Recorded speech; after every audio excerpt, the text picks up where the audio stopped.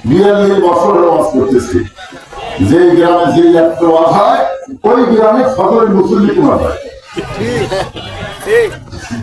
এক মুয়াজ্জিন সাহেব ওয়াজ শুরু হয়েছে, বুঝলেন, রাত 1টা মতো ওয়াজ হচ্ছে, মুয়াজ্জিন সাহেব ওয়াজ শুরু হয়ে গেছে, ঘুমাইছে, ফজর শুনছে এখন হয়।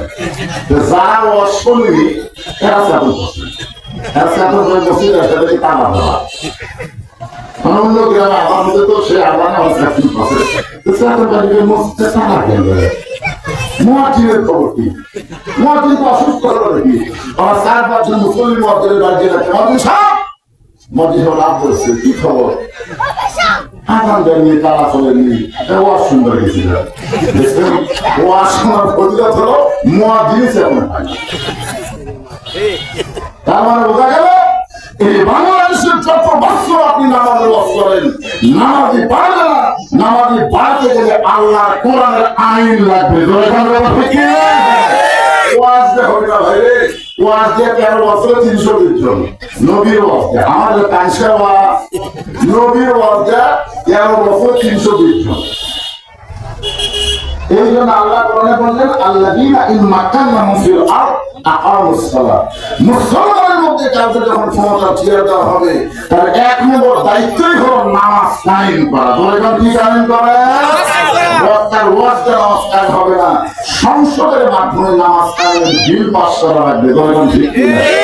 নামাজ না পড়লে পাশার কাপড় খুলে 5 টাকা বাড়ি পুঁতি ওয়াক্তে থাকবে। ঠিক মরদু সারা নামাজ ধরিস, কি ভাবতেছে ওয়াজ দিয়ে কাম হবে?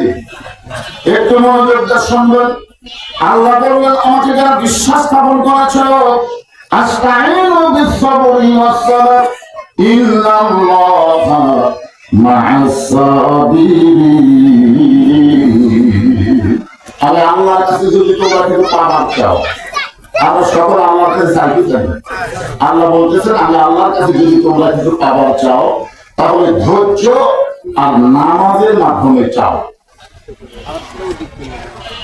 আচ্ছা, আপনারা বলেন যে এখানে আল্লাহ ধৈর্যের কথা আগে বলে তারপরে নামাজের কথা কেন বললেন? বিস-সাবরি ওয়াস-সালাত। আপনার বুকে হাত দিয়ে বলেন তো, দুনিয়ার যত কাজ আছে প্রত্যেকটা কাজে আমাদের কিন্তু ধৈর্য আছে। এই যে যারা ধান কাটে আবার আলু লাগাচ্ছে, তুইকে আলু লাগার সাথে সাথে পাবি না। তবে যদি বলা হয় খামাখা, এইবার তো আলুর দামই নাই, এইবার তো দাম নাই, আবার আলু লাগাচ্ছে, তখন বলতে চাই এবার পাইনি, সামনে পাবো। তো সামনে পাবে পাবি, তুমি আলু হবে কি হবে না? বলে 2.5 মাস পর দেখিস, 2.5 মাস পর দেখিস। তারপরে 2.5 মাস আর ধৈর্য আছে না? নাই, ধৈর্য আছে না? আপনি যে কোনো কাজে যান দেখবেন ধৈর্য আছে, কিন্তু একটা কাজে ধৈর্য কম, সেই কাজ হলো নামাজ। দেখবেন নামাজের মধ্যে যদি মানুষ কেমন যেন অধৈর্য হয়ে যায়। 5 মিনিট আগে মসজিদে গেছে, আজান দেওয়া নামাজ শুরু হওয়ার 5 মিনিট আগে গেছে, 5 মিনিট আগে গেছে, আজান তো দিয়েছে 15 মিনিট আগে। আপনি 5 মিনিট আগে যায় 5 বার ঘুরে দেখলেন, কয়বার? কিছুক্ষণ পরে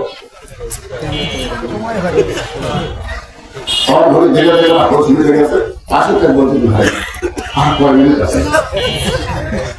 এখনো 3 মিনিট ভাই, যা ঘড়ি রক্ষিছে না রে।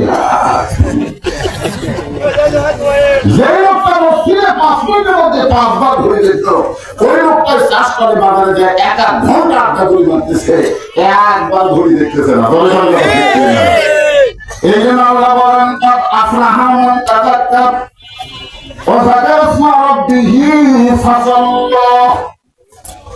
তুমি সাইকেল চালাইতে সাইকেল গতি যখন উঠে গেছে, তখন তুমি কিন্তু মাঝে মধ্যে পেট্রোল বন্ধ করে দাও, দেও না ভাই?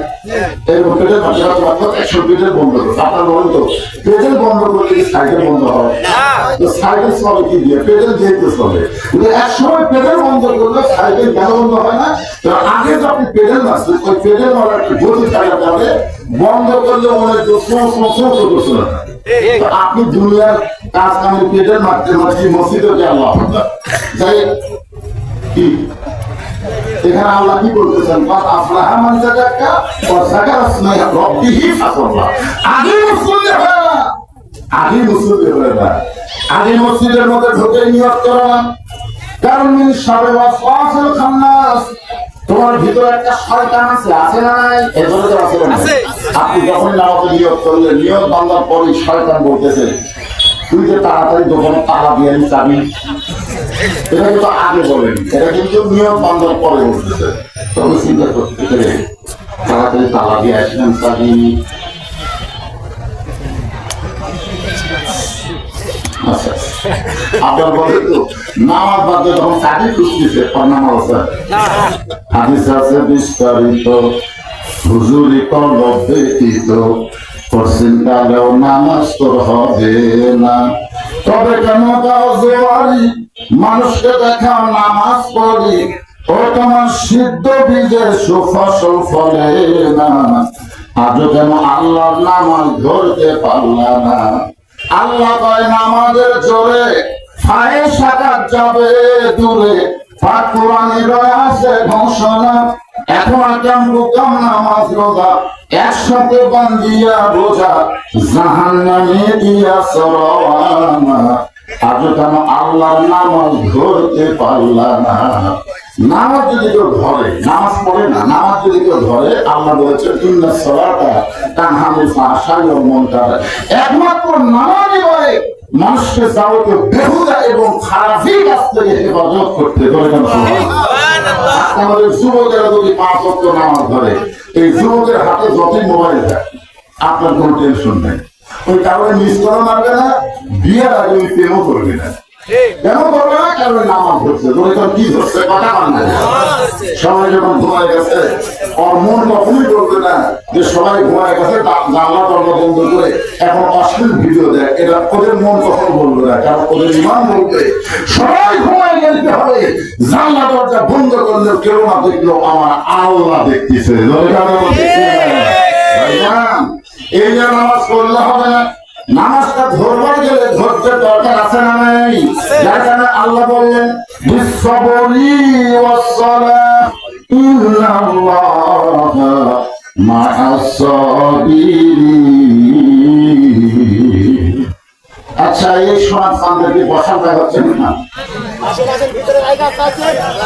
শোনেন শোনেন, বসার মধ্যে যে কি মজা, এটা মুরগি নিচে যারা ডিম বসায়, মুরগি নিচে ডিম বসায় বলে মুরগি নিচে ডিম বসায়, ডিম বসায় না। 11টা ডিম বসাছে, 9টার বাচ্চা হচ্ছে, 2টার বাচ্চা হয়নি। বাচ্চা হতে পারে না, বসাতে পারে না। 11টা বসাছে কিন্তু 2টা হয়নি। চিন্তা করতে গেলে এই 2 ডিমের দোষ কি? তো নিজে এখন চিন্তা করে পাচ্ছে না। আর বুদ্ধিজীবীর কাছে বলছেন ভাইতাম 11টা ডিম দিলাম, 9টার বাচ্চা হল, 2টা ধরো দেখেন। তখন বলছে যে ওই 2টা ডিম থেকে সাইড মারছে, খালি সাইড মারছে, ওই তলে থাকি।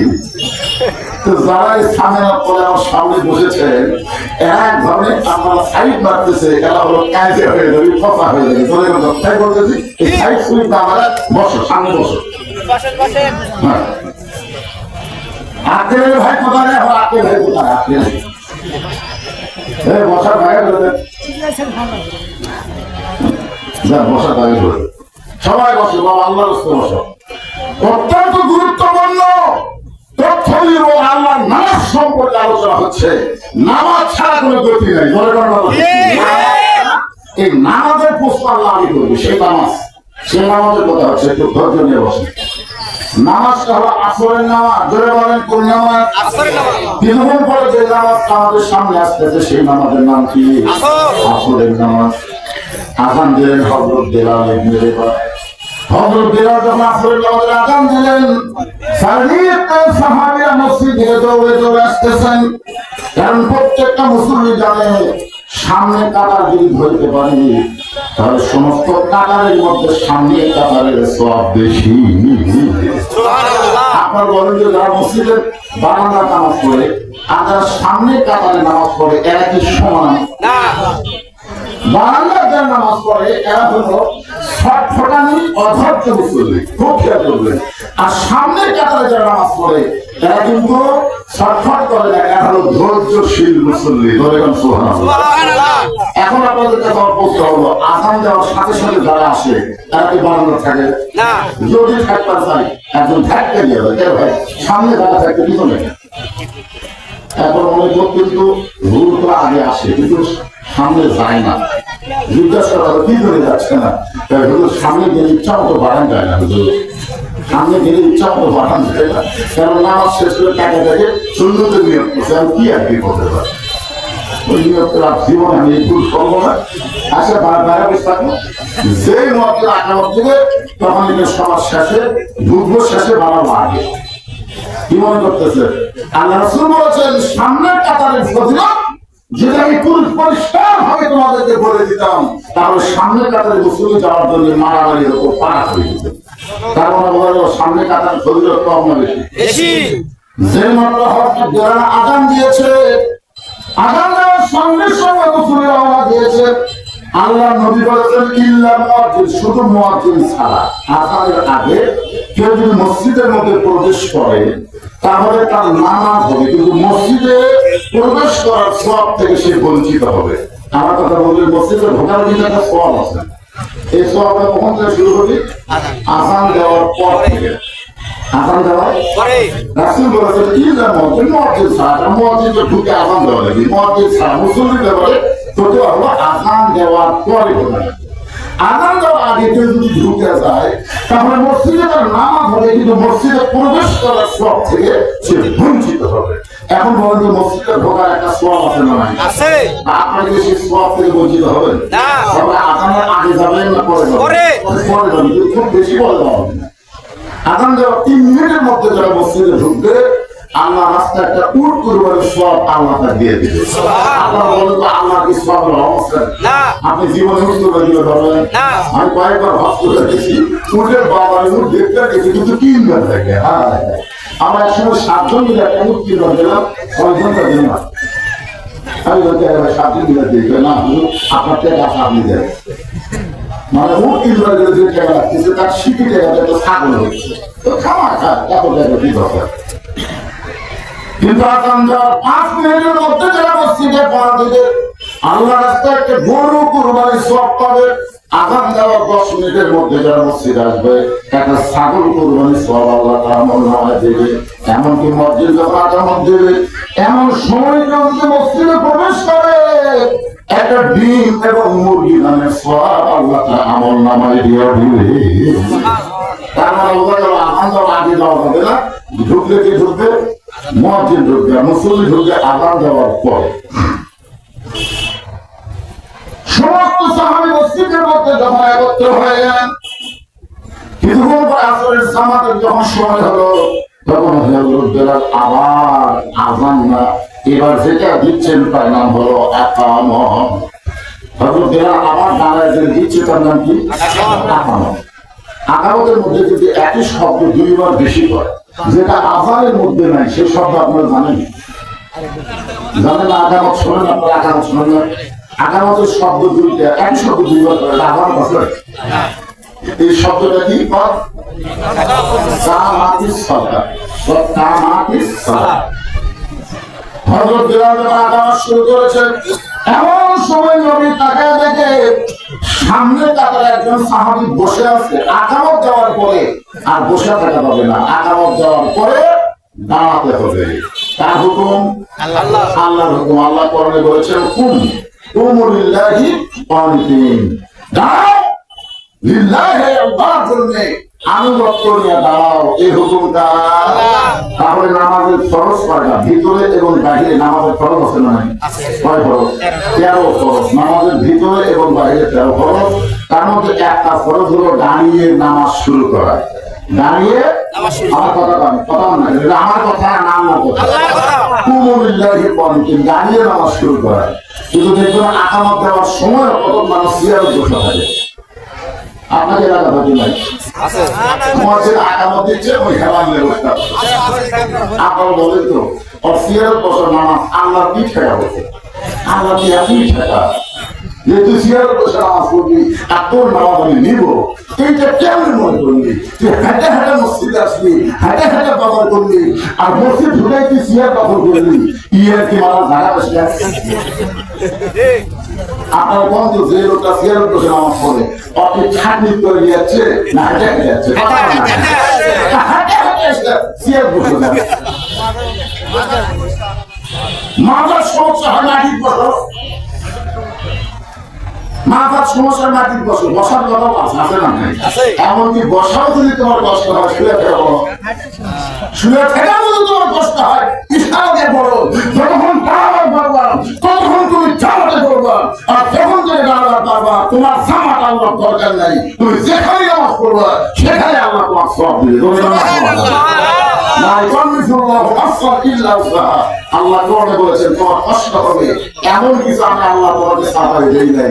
60 বছর পর্যন্ত তুমি সরকারি চাকরি করছে, বুড়া বসে তোমার চাকরি করা লাগবে না, বসে থেকে তুমি পেনশন খাও। ঠিক না বলেন?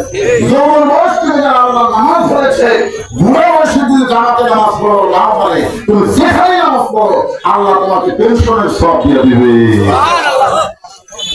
ওই সাহাবী যখন বসে আছে, আমাদের নবী কিন্তু আগে কেউ জমতে হয়নি, বুঝলেন? আগে কেউ জমতে হয়নি। আমাদের নবীদের শুধু ইমাম ছিল না, নেতা ছিল। কি ছিল? যখন মসজিদের আকারতে তখন নবী সামনের দিকে মুখ করে, মুসল্লির দিকে মুখ করে দাঁড়িয়ে থাকে। সামনে কাতার পুরানো হলে দ্বিতীয় কাতার নবী কাউকে নামাজ দিতে নাই, সামনে কাতারে ফাঁকা আছে, আমি আল্লাহ পায়ে বুড়ায় সঙ্গে বুড়ালে এই দ্বিতীয় কাতারে ফাঁক দেখা যাচ্ছে, আমি ফাঁকের মধ্যে শয়তানের মাথা দিতে পারছি, ফাঁক দিলে আল্লাহ নবী কাতার সোজা করে ফাঁক বন্ধ করে তারপরে নবীকে রওনা হতেন। আগে কারণ নবী খালি ইমাম ছিল না, নবী ছিল নেতা, আর নেতা হিসাবে এগুলো খেয়াল করা দরকার আছে না? এই বেলা বেলা বেলা আমার তোর কাছে যাও, এই খাবো খাবো, তুমি তোমার কাছে যাও, এই ধরি তুমি ঘরের কাছে যাও, এই পথ ফাটা তুমি মাকে কাছে যাও। মানে জামাতের মাধ্যমে সমস্ত বৈষম্য আল্লাহ রাসূল দূর করেছেন। ছোট খাটো লম্বা ফর্সা ধনী গরিব নেতা সাংসা সব এক কথা। কি মনে করতেছে? নেতার এক কথা, চাঞ্চলা এক কথা, গরিব এক কথা, ধনী এক কথা, এটা ইসলামে চলবে না। জামাতের মাধ্যমে সমস্ত 14 দল 20 দল ভাঙিয়া এক টাকা হওয়া লাগবে। ভিতরে কোনো দল চলবি না, ইসলামের ভিতরে এক টাকা ধরে আপনার কি মনে করতেছেন? আল্লাহ ঘরের মধ্যে তো কিসের দল? আওয়ামী লীগ বিএনপি একসাথে খারাপ। যদি আওয়ামী লীগ সামনে বিএনপি হাত ধরে টানবে, কি টাকা চলিস না? আওয়ামী লীগের নেতা নিচের দিকে টাকা বলবি, আমি খেয়াল করি ভাই। যখন দেখা যাচ্ছে আওয়ামী লীগ বিএনপি জাতীয় পার্টি কাতার হয়ে গেছে, কিন্তু ইমাম সাহেব মায়ের অসুখ, মা লেগে হাসপাতালে, এখন সামনে কে লাগে? আওয়ামী লীগ পাবো না, বিএনপি যায় আটা বলতে সামনে জাতীয় পার্টি বলতেছে তোরা হয়নি, তাহলে সামনে খেয়ে যায়, যাকে পিছনে যত অপরাধী খাওয়ায় না জামাত ইসলাম। আওয়ামী লীগ বলতে ভাই তোমার জায়গা সামনে খেলা করলে জামাত তো ইমাম বানাবে।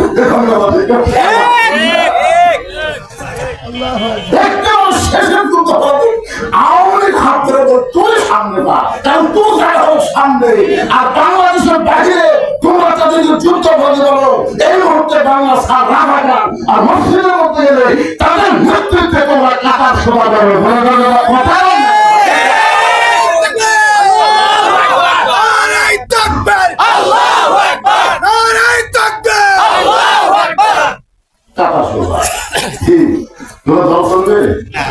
আল্লাহ রাসূল ছিল ইমাম, কালোর কাছে ফর্সা, ফর্সার কাছে কালো, ধনীর কাছে গরিব, গরিবের কাছে ধনী, নেতার কাছে চামচা, চামচার কাছে নেতা। পুনর ভিতরে ডিসির কাছে ডিসির কাছে এসপি, এসপির কাছে চকিদার, চকিদার এসপির কাছে এসপি কি পুনর ভিতরে চকিদার কি পাচ্ছে কেমন দরকার আইন চলবে কাজ। একটু মনোযোগ শোনেন, আল্লাহ তাকে সামনে কাতার একজন বসে আছে। এমন সময় নবী বললেন কুমুলিল্লাহি কানিতিন, রে আমার সাহাবী আল্লাহর আনুগত্যের জন্য দাঁড়াও। বেলাল আকামত দিয়ে এরপরও তুমি বসে আছো কেন? সাহাবী ছোট বাচ্চার মতো কান্দে বলে রাসূলুল্লাহ আমার ঈমান দাঁড়াইছে, কিন্তু আমার দেহ এত দুর্বল অবস্থায় আছে, আজকে 3 দিন হলে না খাওয়ার কারণে আমার দেহটা এত দুর্বল, আমি দাঁড়াবো চাই, কিন্তু মাথা ঘুরে বসে বলে রাসূলুল্লাহ আমার ইমান দাঁড়াইছে, কিন্তু দেহ দুর্বলের কারণে আমি দাঁড়াবার পারতেছি না। এই কথা যখন এই দুর্বল সাহাবী বসে আছে বলেছে, সঙ্গে সঙ্গে নবী বললেন, ওসমান, ওসমান। নবীর অনেকগুলো সাহাবী ছিল, কিন্তু কোন সাহাবীকে নবী ডাক দিলেন না, ডাক দিলেন ওসমানকে। আল্লাহ নবী যখন মদিনার রাষ্ট্রপতি ছিলেন, ওই সময় ওসমান ছিল অর্থমন্ত্রী। বলে কোন সুবহানাল্লাহ। সব মন্ত্রীকে সবসময় টাকা দেয়। আল্লাহ রাসূল যখন মদিনার রাষ্ট্রপতি ছিলেন, ওই সময় ধর্মমন্ত্রী হলেন আবু বকর। এই মন্ত্রীর নাম খেয়াল করুন, ধর্মমন্ত্রীর নাম কি? আইন মন্ত্রী হলেন হযরত উমর, আইন মন্ত্রী হলেন হযরত উমর, অর্থমন্ত্রী হলেন ওসমান গনি, আর শিক্ষামন্ত্রী হলেন হযরত আলী। এখন আপনার বলেন, এখানে আমার কোন 4টা মন্ত্রীর নাম করা? কয় মন্ত্রী? এই 4টা মন্ত্রীর দপ্তর অনুযায়ী ঠিক আছে? নবীজি নিজের মন্ত্রী বানাচ্ছে, মা ইয়ানতিকু আনিল হাওয়া ইন হুয়া ইল্লা ওয়াহয়ুন ইউহা। নবী নফসের কারণে কিছুই করেন না, নবী যা কিছু করেন কে করায়? আল্লাহ করায়। ধর্মমন্ত্রী হয় আবু বকর, আইনমন্ত্রী হয় হযরত ওমর, অর্থমন্ত্রী ওসমান গনি। এই কারণে আল্লাহ ডাক দিলেন ওসমান। সঙ্গে সঙ্গে ওসমান বলে, লব্বাইক ইয়া রাসূলুল্লাহ। রাসূল বললেন, ওসমান, তোমার আল্লাহ তোমাকে এত সম্পদ দান করেছে, কিন্তু দেখো তোমার ভাই আজকে 3 দিন ধরে না খাওয়ার কারণে, আজকে 3 দিন ধরে না খাওয়ার কারণে এত দুর্বল হয়ে বসে আছে। বেলা আগামীকাল এরপরও তোমার ভাই দাঁড়াবার করতেছে না, তার ইমান দাঁড়াইছে, কিন্তু শরীর দুর্বল হওয়ার কারণে সে দাঁড়াবার পারতেছে না। আল্লাহ তোমাকে এত সম্পদ দান করেছে, সেই সম্পদ থেকে তোমার গরিব ভাইকে কিছু দেওয়ার দরকার আছে না নাই? আপনারা বলেন তো, সম্পদের মালিক কে? আল্লাহ। রাসূলকে কোন সময় বলেছে, ওসমান তুমি এত সম্পদের মালিক হয়ে গেছো, এ কথা কিন্তু বলে নাই। আল্লাহ রাসূল বলতেছে, আল্লাহ তোমাকে এত সম্পদ দান করেছে। কত সম্পদ?